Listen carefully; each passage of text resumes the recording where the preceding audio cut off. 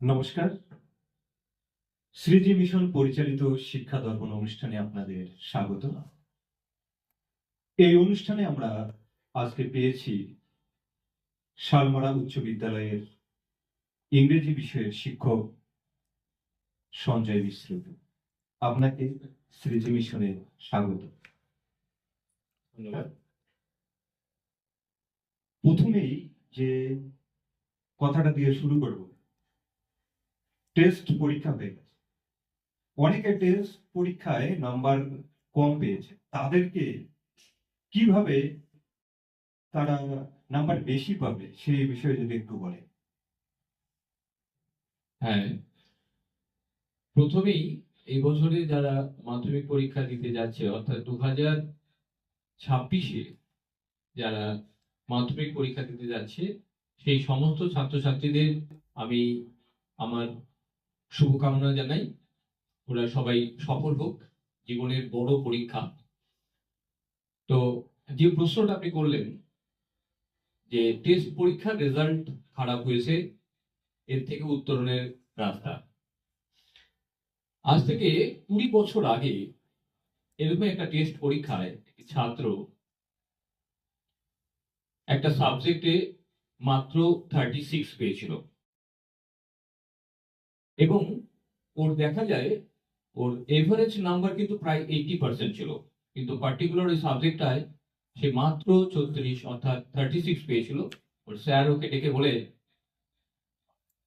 তুমি কিন্তু you are not going to get star marks, তুমি স্টার পাবে না। এবং তোমার রেজাল্ট আমরা স্কুলে দেখেছি তাই এতটা নাম্বার পেয়েছো, কিন্তু যখন বোর্ডের এক্সামিনাররা দেখবে আরো কম কমিয়ে দেবে তোমার নাম্বার। সেই ছেলেটি বাড়িতে এসে সেদিন ঘুমাতে পারেনি,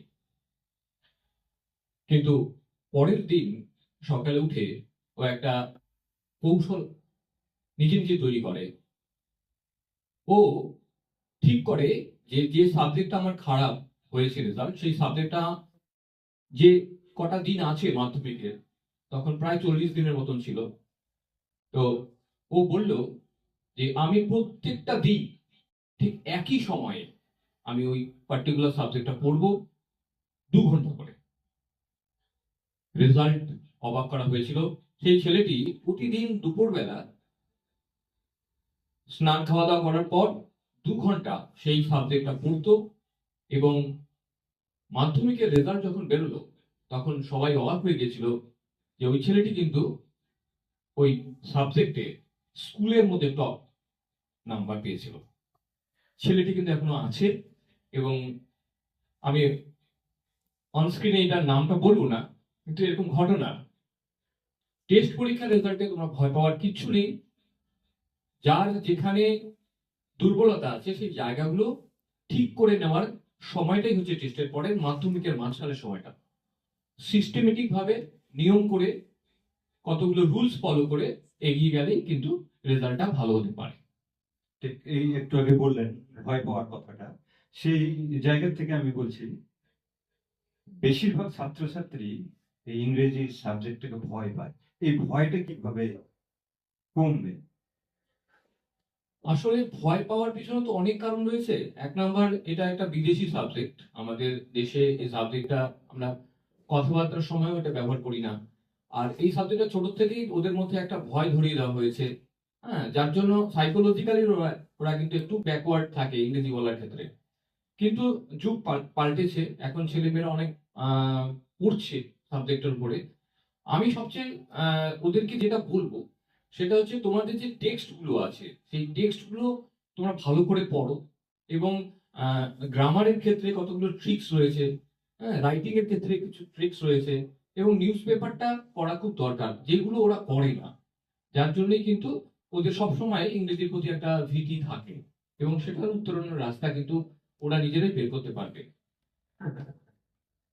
এখন আমরা যেহেতু সামনে মাধ্যমিক পরীক্ষা নিয়ে আলোচনা করছি, কোন কোন টপিক গুলো ছাত্রছাত্রীরা পড়বে? হ্যাঁ, আমি যে টপিকগুলোর কথা বলবো সেটা হচ্ছে, এবারের মাধ্যমিক পরীক্ষার জন্য আমরা দেখতে পাচ্ছি যে বেশিরভাগ ক্ষেত্রেই টেস্ট পেপার সলভ করলেও দেখা যাচ্ছে যে আমি যদি ওদেরকে বলি যে পরপর এই সাবজেক্ট এই টপিকগুলো তোমরা পড়ো, তাহলে 1 নম্বরে থাকবে পাসিং অ্যাওয়ে অফ বাপু, অর্থাৎ মহাত্মা গান্ধীকে নিয়ে যে লেখাটা ওদের আছে, ওনার মৃত্যুকে নিয়ে যে গল্পটা আছে, সেই প্যাসেজটা পড়বে। Secondly our run away kite, এটাও কিন্তু খুব ইম্পর্টেন্ট, ওদের একটা টপিক, এটা পড়া উচিত ওদের। এবং কবিতার ক্ষেত্রে আহ, রয়েছে দ্য স্নেইল এবং আওয়ার ওন ট্রু ফ্যামিলি, ফেবেলটাও কিন্তু ওরা যথেষ্ট যত্ন করে পড়বে, এটা আমি আশা রাখছি। এই টপিকগুলো একটুখানি পড়লে ওদের যে কোশ্চেনগুলো থাকে, আমরা দেখতে পাচ্ছি যে কোশ্চেনগুলো কিন্তু বেশিরভাগ ক্ষেত্রেই ছোট কোশ্চেনগুলো হয়, এমসিকিউ বা ফিল ইন দ্য ব্ল্যাঙ্কস, এবং যে শর্ট কোশ্চেন যেগুলো থাকে সেগুলো কিন্তু ওরা যদি প্রত্যেকটা টপিক থেকে অন্তত 10টা করে কোশ্চেন ওরা একটু যত্ন করে পড়ে, তাহলে কিন্তু ওদের আমার মনে হয় কোনো অসুবিধা হওয়ার কথা নয়। ঠিক, এই আনসিন একটা ব্যাপার থেকেই যায়, এই আনসিনের বিষয়ে কি বল? হ্যাঁ, আনসিনের বিষয়টাতে আমি সবসময় দেখছি এবং আমি ওদেরকে সবসময় সাজেস্ট করি, সেটা হচ্ছে আনসিন। তোমরা নিউজ পেপার রিপোর্টিং গুলো, যে সাম্প্রতিক কারেন্ট অ্যাফেয়ার্স গুলো, বড় বড় যে অ্যাক্সিডেন্ট বা কোথাও প্লেন ক্র্যাশ, এই এইগুলো কিন্তু ওদের রাইটিং এর ক্ষেত্রে, আনসিনের ক্ষেত্রে এই টপিকগুলোর উপরে খুব কোশ্চেন থাকছে। এবার ওরা যখন ওটা পড়তে যাচ্ছে নতুন করে টেস্ট, ওরা কোশ্চেনে দেখছে এই সমস্ত টপিকগুলো, তখন কিন্তু ওরা একটু ঘাবড়ে যায়। তা সেই জন্য আমি বলবো যে ওরা সাম্প্রতিক ঘটনাগুলি সম্পর্কে একটু প্যারাগ্রাফ টাইপের যদি একটু পড়ে রাখে, তাহলে কিন্তু ওদের ওটা বুঝতে খুব সহজ হবে। আগের বারই যেমন আমি বলছি, একটা নিউজ পেপার রিপোর্ট ছিল যে উড়িষ্যার ভিতরকণিকায় যেখানে একটা ক্রোকোডাইলের অভয়ারণ্য আছে, সেটা নিয়ে একটা রিপোর্ট ছিল। তো যারা জিওগ্রাফিতে পড়েছে, বা ওটা একটা রিপোর্টও ছিল কিছুদিন আগেই পেপারে বেরিয়েছিল ওটা নিয়ে, তো সেটা যারা জানে তারা কিন্তু সহজেই ওটা ধরতে পেরেছে এবং উত্তরগুলো ওরা সঠিক সঠিক করেছে। তো সেই জন্য আমি বলবো নিউজ পেপার রিপোর্টস এবং সাম্প্রতিক যে সমস্ত ঘটনাগুলি আছে সেগুলো আনসিনের ক্ষেত্রে কিন্তু গুরুত্বপূর্ণ হয়ে উঠছে। বিগত কয়েক বছরের আমরা যে কোশ্চেনের মান দেখছি, তাতে আমরা দেখতে পাচ্ছি current affairs is very important. আর একটা বিষয়, গ্রামার। এই গ্রামার বিষয়ে একটু বল ছাত্রছাত্রীদের। হ্যাঁ, আমি এই বিষয়টা আসলে এখনকার যে কোশ্চেনটা হয় সেখানে কিন্তু এই 20 নম্বরের মধ্যে একটা ভাইটাল পার্ট রয়েছে ভোকাবুলারি। ওরা গ্রামারে যে ভোকাবুলারি পার্টটা আছে, যেটা আনসিন থেকে ওয়ার্ড নিয়ে এসে শুধুমাত্র সেই পার্টিকুলার জায়গায় বসালেই কিন্তু ওরা 2 নম্বর করে পেয়ে যায়। এবার এই জায়গাটা কিন্তু আবারও ইংরেজির দক্ষতার উপর নির্ভর করছে, ভাষা শব্দ কতটা স্ট্রং আছে। এখানে ভোকাবুলারির ক্ষেত্রে আমি যেটা বলবো সেটা হচ্ছে ওরা একটুখানি জায়গা দেখবে যে যে ওয়ার্ডটা চাওয়া হয়েছে সেটা কোন ফর্মে আছে। যদি দেখা যায় যে নাউন ফর্মে আছে, তাহলে কিন্তু আহ, ওই প্যাসেজের মধ্যে মানে আনসিনের মধ্যে সেই নাউন ফর্মেই থাকবে। কখনো কখনো দেখা যাচ্ছে যে ওটা কন্টিনিউয়াস ফর্মে, ভার্বের একটা কন্টিনিউয়াস আইএনজি যুক্ত করা আছে, সেই শব্দটি কিন্তু সেখানে ওই প্যাসেজের মধ্যে আইএনজি যুক্ত করা আছে। তো আমি এখানে ছাত্রছাত্রীদের একটা মানে ওদের একটা ট্রিক্স দেবো, যদি শব্দটার ও মানেটা নাও জানে, শুধু ফর্মটা যদি বুঝতে পারে যে এটা নাউন বা এটা অ্যাডজেক্টিভ বা এটা অ্যাডভার্ব, সেই ফর্মেই কিন্তু ওই প্যাসেজের মধ্যে সেই ভোকাবুলারিটা, সেই ওয়ার্ডটা আছে, এবং সেটা খুঁজে বের করে তুমি যদি লেখো তাহলে কিন্তু নাম্বারটা পাবে। এখানে আরো একটা বিষয় আমি বিগত কয়েক বছরের শিক্ষকতা জীবনে দেখেছি, যে এই ভোকাবুলারি গুলো কিন্তু 1 নাম্বার যখন যদি খুঁজে পায়, তাহলে তার পরেই 2-3 লাইন বা 4 লাইন পরে কিন্তু 2 নম্বরটা পাবে, তারপরে 3 নম্বরটা পাবে। তো ওরা যদি একটু ইন্টেলেকচুয়ালি ব্যাপারগুলো নেয়, তাহলে কিন্তু এই নাম্বারগুলো তোলা 6 নম্বর বা 8 নম্বরের যে কোশ্চেনটা থাকে ভোকাবুলারি, সেটা পাবে। গ্রামারের এটা কিন্তু একটা পার্ট হয়ে গেল। সেকেন্ডলি ডু অ্যাজ ডাইরেক্টেড যে কোশ্চেন গুলো থাকে, মাত্র 4-5টা কোশ্চেন থাকে, সেখানে একটা ন্যারেশন, একটা খুবই সহজ থাকে, একটা ভয়েস চেঞ্জ থাকে, একটা ইন্টার ট্রান্সফরমেশন অফ সেন্টেন্স থাকে। এগুলো খুবই বিগত কয়েক বছরের কোশ্চেনে দেখা যাচ্ছে কোনো টাফেস্ট কোশ্চেন থাকছে না।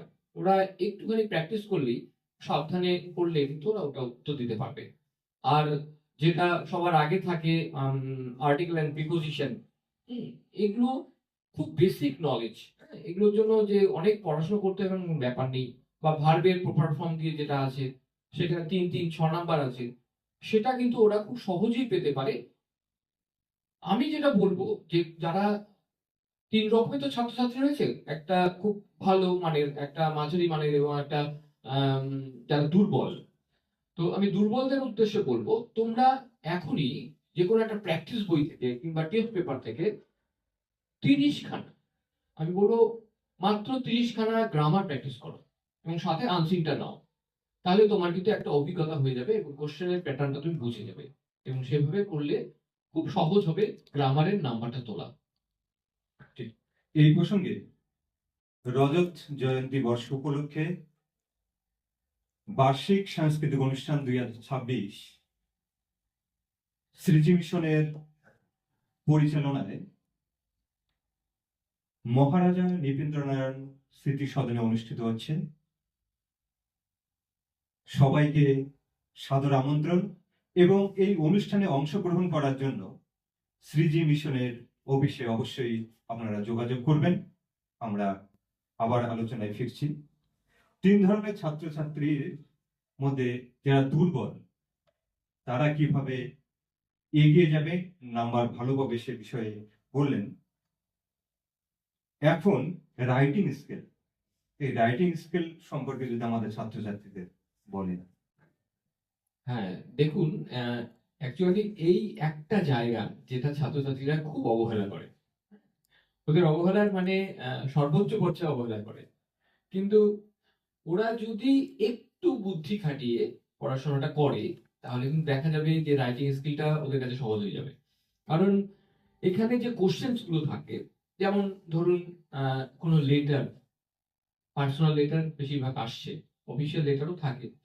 সেই পার্সোনাল লেটার গুলোতে দেখা যাচ্ছে যেগুলোতে ছেলে মেয়েরা লিখতে পারবে, এবং এক একজনের কোশ্চেন এক এক রকম ভাবে আনসারটা হবে। যেমন আমি একটা উদাহরণ দিয়ে বলছি, যে তোমার write a letter to your brother advising him not to indulge in social networking site. খুব সহজ কিন্তু একটা টপিক। কেউ হয়তো পড়ে গেছে প্যারাগ্রাফ মোবাইল ফোন, সে কিন্তু মানে খুব সহজেই এই মোবাইল ফোন পড়ে গেছে, মোবাইল ফোনের যে মিস ইউজটা, সে হয়তো প্যারাগ্রাফ পড়ে গেছে, কিন্তু এসছে যে এই সোশ্যাল নেটওয়ার্কিং সাইট গুলো ব্যবহার করার জন্য ভাইয়ের যে পড়াশোনার ক্ষতি হচ্ছে সেটা কি করে মানে অ্যাডভাইস করার জন্য। তাই এটা কিন্তু সহজেই ওখান থেকে অনেক লাইনও লিখতে পারবে। একটা একটা পার্সোনাল লেটার যে স্টার্টিংটা, হ্যাঁ, ছেলেমেয়েরা সবাই এটা জানে, খুব ইজিলি একটা শুরু করা যেতে পারে, এবং সেটাতে ও কিন্তু খুব সুন্দরভাবে প্যারাগ্রাফটা থেকে ও লেটারটা লিখে ভাইকে উপদেশ দিতে পারে যে ভাই, don't indulge in mobile and must do your work, that is study, পড়াশোনাটা করো।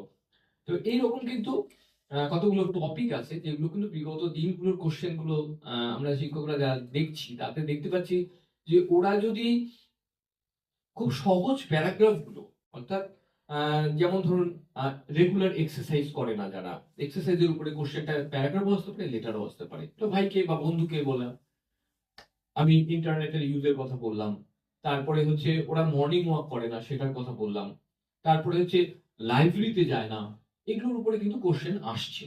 এবং প্যারাগ্রাফ থেকে লেটারে কনভার্ট করার কৌশলটা যদি একটুখানি শিখে নেয়, একটু ওরা একটুখানি বিষয়টা দেখে বা মাস্টারমশাইদের কাছ থেকে একটু দেখিয়ে নেয়, যারা একদম দুর্বল আছে তাদের উদ্দেশ্যে বলছি, আর যারা ভালো তারা তো জানে কিভাবে করতে হয়, তাহলে কিন্তু রাইটিং আর প্যারাগ্রাফ প্যারালালি চলতে পারে। আরেকটা, এবারের জন্য আমি ছাত্রছাত্রীদের বলবো, তোমরা কিন্তু নোটিশটা কিন্তু অবহেলা করো না, কারণ এবারে নোটিশ আসবে বলে আমার মনে হয়। তো নোটিশের যে টপিক গুলো আছে, তোমরা ট্রি প্ল্যান্টেশনের প্রোগ্রাম, তারপরে blood donation, eye check up camp, বা যে সমস্ত রেগুলার স্কুলে যে টপিক গুলো হয়, নির্মল অভিযান, তারপরে হচ্ছে আমরা স্কুলে free book distribution, free of কস্টে যে কাজগুলো হয় ক্লাবের থেকে হতে পারে, সেই প্রোগ্রামগুলো কিন্তু ওরা একটু নোটিশটা একটু লিখবে এবং পড়ে যাবে।